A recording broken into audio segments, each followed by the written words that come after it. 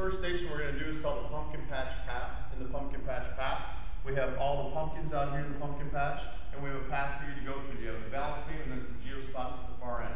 You'll stand behind the cone. When it's your turn, step up on the balance beam. The balance beam is meant to be walked on, so please do not run across the balance beam. There are also critters on the balance beam. Try not to step on those critters. If you're next in line, wait till the person in front of you steps off the balance beam and onto the first green geospot before you step up onto the balance beam. Continue across all the geospots till you get to the end. When you get to the end, walk back to the beginning of your line, get back in line. There will only be 5 or 6 people in each line, so you get plenty of opportunities to go through all the stations.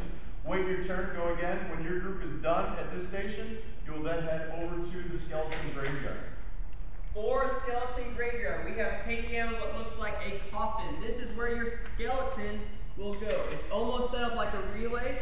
Whatever your group is, you need to split it into 2 teams. Half on the yellow scooter, half on the blue scooter. One person will go down at a time from each team. Your job is to grab one of the skeleton pieces. Just one. You scooter all the way back. You need to put it inside the coffin. Get off your scooter. Let the next person go. As you start to get more pieces, go ahead and start putting your skeleton together. Now y'all are in 5th grade, so we want y'all to try to put the skeleton together by memory, but if you need to, we put a piece of paper on the ground.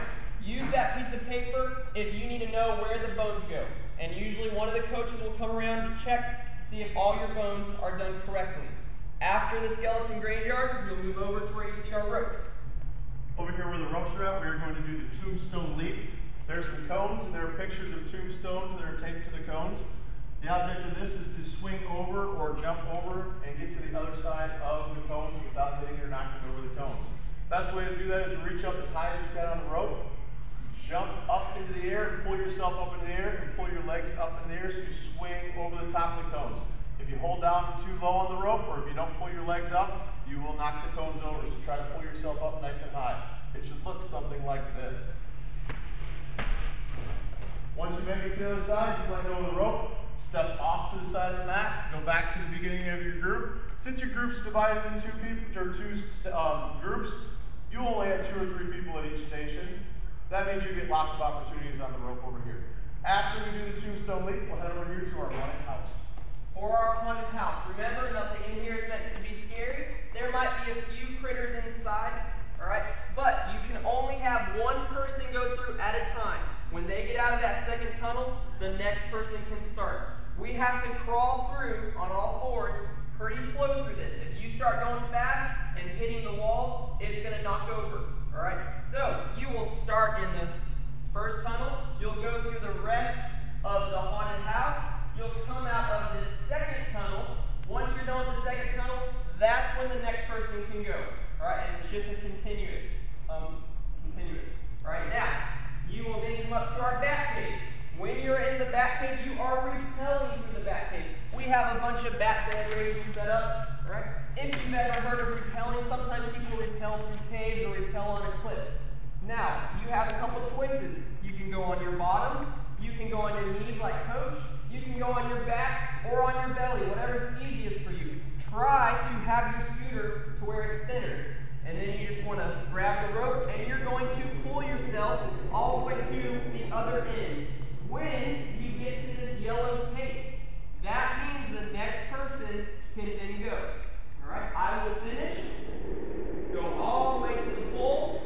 I will stand up, grab my scooter. This person will still finish.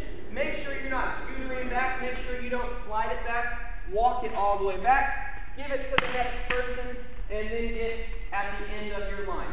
And then, again, you will just keep going. You will get quite a few turns on this station. After you're done with the bat cave, you will then move over here where you see the pumpkins. Over here we have pumpkins on the fence. There are 4 pumpkins that are up on the fence or up on top of the big tall cones. You will have either the 2 purple yarn balls or the 2 yellow yarn balls. There's a red line on the ground right here where the cone is at. Do not step over that line. If you take a big step when you throw, don't stand here and take a big step. It's very easy to hit that pumpkin from here. Make sure you're standing back far enough that when you take your step, that you do not step over that red line. You'll throw both of the balls one at a time. Try to knock the balls off of the cones or off of the fence. After after you do so, you'll get the balls, bring them back. Make sure when you bring them back, that we put them back up so that the pumpkin face or the jack-o'-lantern face is facing out. It's much more enjoyable to throw it at the jack-o'-lantern face than it is to throw it at the back side of the pumpkin that does not have a face on it. Give the 2-yard balls to the next person in line, then go to your end of your line. Once again, you get a lot of opportunities over here to try to knock the pumpkins off of the cones or off of the fence. When you're done with this station, you will then rotate in this direction for ghost bowling. For ghost bowling, you will see that our bowling pins are set up to look like ghosts. You will get 2 rolls. You will be back here at the free throw line. Right? Yes, we're using a soccer ball, but make sure you're not kicking it. Make sure you're not throwing it. It still needs to look like you're rolling a bowling ball. However many pins you knock down the first roll, grab your ball, come back, roll it a second time. When you're done with both your rolls, whatever pins you knock down, set them back up. We put a green piece of tape on the floor for you so you remember where these bowling pins go. And again, you set them up, you bring the ball back. Make sure you do not throw it. Walk the ball back, give it to the next person, and then get at the end of your line. After bowling, you will then come over here to our next station. The next station over here is critter catch. We have 3 boards on the floor. They are flip boards. At one end of the board there is a little critter. I happen to be standing at one that has a big tarantula at the end. The other end of the board, the one that I'm standing closest to, is up off the ground just a little bit. I'm going to stomp my foot down on this end of the board, which will in turn make that critter fly up into the air. This station is called critter catch, so we're going to try to catch that ball, or try to catch that critter. I'm going to get 3 turns before I go to the end of the line, and somebody else will step up and try that. So it'll look something like this. And I'll catch it, and then I'll put it back down. Like I said, I'll get 3 turns. After my 3rd turn, I go to the end of the line. Next person steps up. You get plenty of opportunities here to try to catch that critter and try to flip it up in the air. After your whole group is done at this station here, you'll then head in this direction for rat toss. For rat toss, you will get 3 glow-in-the-dark rats. Your job is to toss them into this hole. You will have 2 lines, so you'll get lots of turns. You can keep track of points if you want to.